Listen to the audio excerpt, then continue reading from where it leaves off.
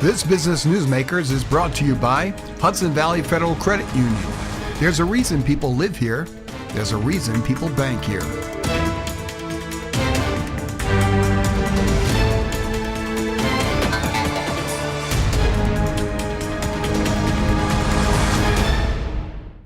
Hi everyone, Frank DeRaffele here. Welcome to this week's Business Newsmakers. I'm here with Rick the Zolzer, who is the Vice President at the Hudson Valley Renegades and runs the Pitch for Kids organization there. And Rick, thanks for being here with me today. Appreciate it. My pleasure. I was hitchhiking. They dropped me off here. Why not? Well, we figured jump you right in, right? Why not? Well, look, I want to talk about Pitch for Kids today because I think people kind of know about it, but then don't really know about it when I'm out there. So I want to really get people to understand what is it that you do there. But before we do that, let's talk a little about your history in terms of, you're from this area. Tell us a little about like where you grew up and what you did and how you got to where you are today. That was the most confusing introduction ever in the history of broadcasting. And that's what works. Send this to the Smithsonian when we're done, please. Oh my God. All right, so you want me to talk about me first and then Pitch for Kids? Yep. Grew up in the Bronx, moved here when I was 10, went to Haldane, suffered culture shock from going to a school in the Bronx with 2,500 kids in one building. I moved to Haldane and it's 700 kids, kindergarten through 12th grade in the same building. Like, oh my God. Then I left, went to Jay, always played sports throughout my life, went to Dutchess, went to Plattsburgh, again, sports being the thrust in everything I've done in my life. And now I get paid to do sports. I get paid to talk about it and I get paid to work in it.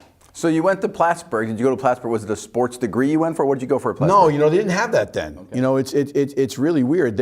I had to get a communications with an emphasis in marketing. Okay. Because the truth of the matter is that I knew that I didn't want to sit in a radio station. I didn't have the aptitude to edit, so I wasn't going to be that guy. I'm not a behind-the-scenes guy.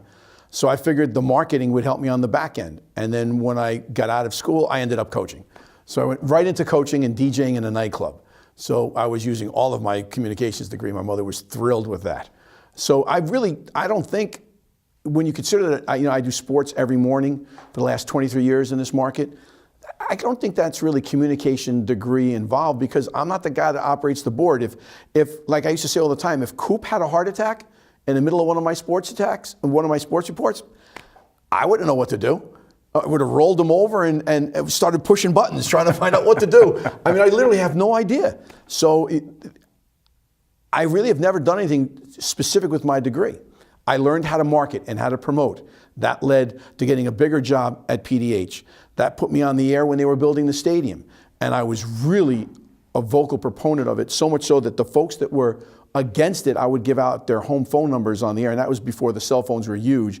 And I would give out their home addresses and say, stop by at 2 in the morning and knock on the door and tell them what idiots they are. So that had the Renegades then approach me and said, have you ever thought of doing PA? I'm like, well, no, because I thought I was going to play second base. I had no idea I'd be doing PA, but I could figure it out. And then I just treated it like a wedding with 4,500 people. We do the conga, we do the alley cat, we play Moni Moni, we do things so a little bit of something touches every taste bud. Okay, so let's talk about that. You go on, you become the PA at Hudson Valley Renegades, and you start and kind of treat it like a wedding. So that was how many years ago now? We are now going to play, this season will be our 25th season. Right. I hate the math. It's not our 25th anniversary. We're starting our 25th season. Next year will be our 25th anniversary. Okay, so 25th season coming up. So how has it changed? I mean, from when you did it then to now, your comfort level, everything else. How's it different today than when you first stared 25 years ago? It's the same as everything else, technology. When I first got the job, I had this stupid little mic where I had to push the button to talk into it, and then when I let it go, there would be nothing heard. For sound effects, I had these things called cart machines. They were like these really heavy, like bulky, like 8-track players. Right. But they weren't 8-track players, but they looked like 8-track players. And they had carts that looked like 8-tracks. And when you wanted a specific sound, I had 3 of them loaded up. And I know we're coming into our inning, so I had to have 3 like celebratory sound effects. And then when something happened, I would just hit the button and then take it out and get another one. So it was that. And then I'm not kidding you, man. I would take, the first night, I remember having a cassette recorder and playing a song and taking the mic and put it on the speaker. Now it's all digital. I mean, I have a thing called Click Effects where all those sound effects are loaded into it. All the music is loaded into it. You can edit sound effects and music on the Click Effects system. It costs about $6,000, but if you are going to do what we do, you have to have one. And every single professional team in any sport either has Click Effects or its competitor. Well, and let's kind of transition from that because now you're the face, you're the voice of the Hudson Valley Renegades when people go to the stadium. People see you as that outside person. You're there, you're on the radio, you're DJing everywhere. But there is a behind-the-scenes, Rick, and behind the scenes is basically the Pitch for Kids organization, where you're out and you're helping to raise money, do things to help families in the area. Tell us a little more about that. Well, originally, they set up this organization after the first year to try to give back. Because were you in the market when we first started playing? Were you here? Just got here. I hadn't met you yet. But dude, like after like the 7th game, I think they sold out for like 4 years in a row. The community was so good to us, we wanted to give something back. So we created this organization to do, I think, 2 special events that garnered $3,500, and they gave several organizations $500 checks. And at the time, I was the marketing director at the YMCA, which is where we met. And I said to them, guys, a $500 check is going to do nothing. You won't affect programming. You won't affect giving. All it's going to do is go to turn the lights on. And at the YMCA, as you know, that was oftentimes very important. So other than that, it's not going to do any good. You need to give away real grants. So I end up getting fired. Had nothing to do with the Pitch for Kids part. I come back 3 years later, and they start talking to me, would you ever come back full time? And I went, probably not. But I'm enjoying coming back as the PA announcer. So finally, I saw how the ship was righted with Milo Bounier leading the ship. It was Stevie Wonder driving a car on the interstate. I knew it was going to be in big trouble. So I bailed and took a job, and the Renegades said, do all of your special events here, and that way we can make real money and we can give away real size checks. Our best year ever, we made $63,000. We had two $55,000, and most years were in that $50,000 area until the economy hit, and then we went all the way down to $18,000. But $18,000 to organizations that need it make a difference. Now we're always in that $30,000 range, between $25,000 and $30,000. You know, we do all these events, we pay our bills, whatever left over we give away to children and family initiatives. And the circle is a concentric circle of about an hour from our stadium because, you know, you've been there. We get people from Yonkers, people from Danbury, people from that Lake Wallenpaupack right over the border in Pennsylvania. We get people from Saugerties. So we will, if someone's in need and it fits what our mission statement would be, we'll send them a check. So when you say when someone's in need, do people reach out to you guys? Yes. Or is that how it happens? Okay. You know, based when we used to have a board, we used to have a grant grading committee. And then we were told we couldn't do that because we're not a 5013C or whatever the numbers are. 123, yeah. We just, again, we put on events, we pay our bills, and then we give the money away. So based on that, we had to run it as a special event organization. And the money goes to local children and family issues. For instance, it doesn't have to be a nonprofit. There have been times when people that have been in the Renegades family, and what I mean by Renegades family, it could be an advertiser, it could be a season ticket holder, they were going through a horrible ordeal of their child with cancer.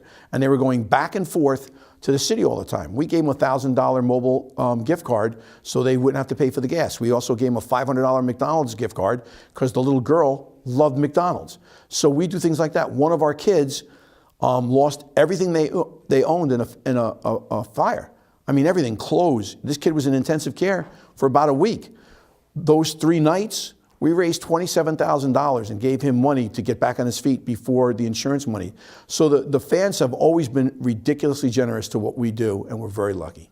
So let's talk about that. If people want to find out more about that, want to support you, or need help, where would they reach out to? Where would they go? We go to the Pitch for Kids Facebook page. I mean, it's very easy to find, like it, and you'll always see all the things we do. I mean, you know, you're involved with one of our events that we do, the business strategy events that has grown each of the 2 years that we've done it, 3 years that we've done it. And we do everything. We do 2 golf tournaments. We do home run derby, softball, kickball, wiffle ball, a bridal show, 2 comedy shows, 2 bowl-a-thons. I mean, we really try to do a little bit of everything. A 5K that we're going to do at the airport this year. We've done it at the stadium for years, and now we're going to do it at the airport. So we're always trying to do things different and trying to make them better. We essentially trick people into giving us money by showing them a great time. Okay, so you're involved in a lot of different things, very busy with a lot of different things. When you have downtime, what is your thing to do to enjoy downtime? Is it just watching sports on TV? Do you go out and walk on the walkway or something? What is your downtime? I have done both of those things. Okay. But seriously, when you have 2 girls in Lourdes and 2 girls who are going to go to college and 2 girls who are going to get married, there really isn't a whole lot of downtime. Because I say all the time, I got more jobs than a Jamaican.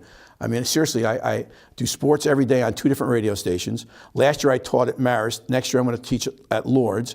I have Zolzer Entertainment. I have my dealings with you guys now.